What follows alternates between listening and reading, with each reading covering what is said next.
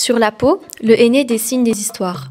Des lignes fines, des motifs anciens, porteurs de traditions venues d'Afrique, d'Asie et du Moyen-Orient. Depuis des siècles, on cueille ces feuilles, on les broie, on les transforme en une pâte d'or naturelle. À chaque geste, il y a une promesse, celle de la fête, du bonheur et de la protection. Sur les mains d'une mariée, il célèbre l'amour, et sur celle d'une mère, il transmet la mémoire. Mais le henné n'est pas qu'un art, c'est aussi un soin. Il apaise les brûlures, protège la peau et renforce les cheveux. Il est nature, il est culture, il est émotion. Aujourd'hui encore, il voyage avec nous, s'invente, se réinvente, comme un lien invisible entre le passé et le présent. C'est autour de cette richesse, de cette tradition vivante, que notre projet Henna is Beautiful est né. Au sein de Ras El Hanout, nous avons organisé plusieurs ateliers pour faire redécouvrir le henné sous toutes ses facettes. D'abord à travers des formations pratiques pour apprendre à manier la pâte, tracer les motifs, retrouver les gestes ancestraux.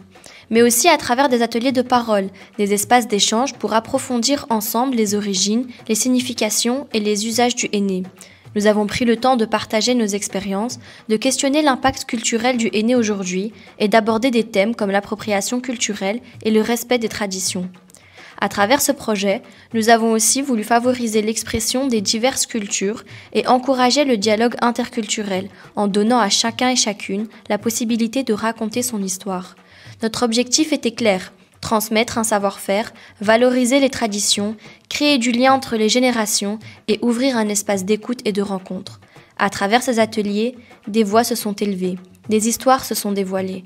Aujourd'hui, nous vous en partageons quelques-unes.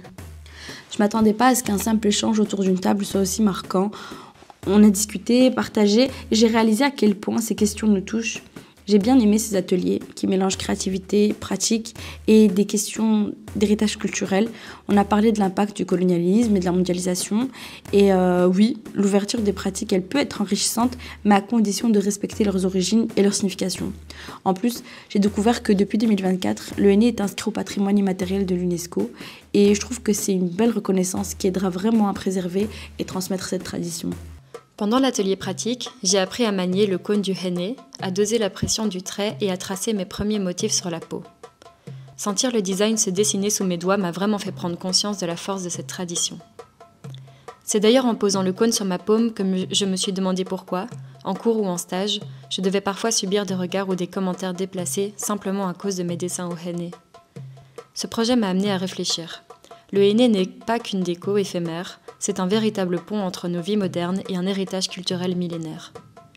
J'ai aussi adoré réinventer mes motifs en y ajoutant des symboles personnels pour montrer que le henné peut évoluer avec nous tout en gardant sa mémoire. Quand je vois le henné dans les magazines ou sur les réseaux sociaux, on en parle que comme d'une simple tendance, sans jamais évoquer ses racines. Pour moi, ce n'est pas juste un tatouage temporaire, c'est un geste qui est chargé de sens, un héritage à comprendre et à respecter. J'ai particulièrement aimé notre session d'apprentissage du vocabulaire en Darija et la découverte des styles du monde entier. Fassim, Hindi, Khaliji et mauritanien. Ça m'a rappelé que l'éducation est très importante pour honorer nos traditions. Au fond, il s'agit de la mémoire collective et en préservant et en transmettant la culture du henné, on offre à nos enfants un lien vivant avec leurs origines.